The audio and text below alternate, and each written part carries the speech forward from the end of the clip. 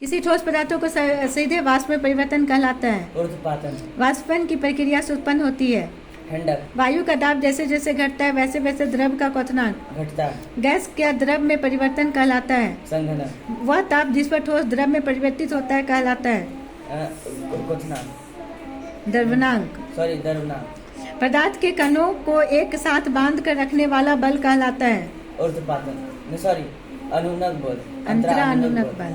वह प्रक्रिया जिसमें इत्र की गंध वायु के चारों ओर फैल जाती है। विसरण। बर्फ का एक टुकड़ा जल की सतह पर तैरता है क्योंकि बर्फ जल से हल्का होता है।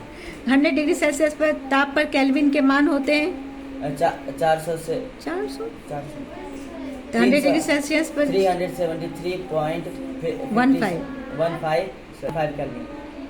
किसी पदार्थ का केल्विन में ताप 673.15 सेल्सियस या सेंटीग्रेड में इस ताप का मान क्या होगा? 400। सौर मंडल में प्लाज्मा अवस्था की उत्पत्ति का कारण क्या है? अत्यधिक ताप। गर्म करने पर गैस का आयतन बढ़ जाता है।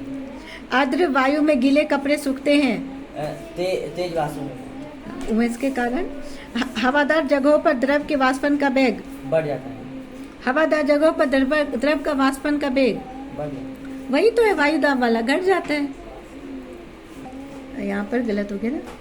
हवादार जगहों पर द्रव के वाष्पन का वेग बढ़ जाएगा तभी तो वो कपड़े सूख जाते हैं।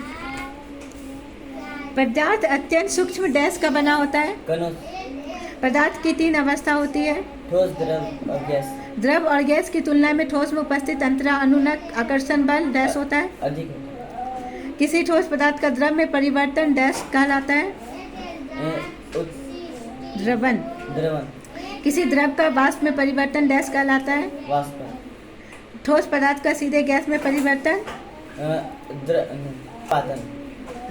वाष्प द्रव की डैश पर होता है जबकि उबलना द्रव के डैश से होता है, सतह पर भीतर होता है। गैस डैश होती है संपीड्य। ठोस डैश होता है असंपीड्य। ठोस पदार्थ के द्रव्यनांक एवं क्वथनांक डैश होते हैं उच्च। द्रव में बहाव होता है क्योंकि उसके कणों की डैश ठोस की कणों की तुलना में अधिक होती है ठोसों की तुलना में गतिज। ऊर्जा। गतिज ठोस की कणों की तुलना में अधिक होती है इसलिए द्रव बहाव होता है।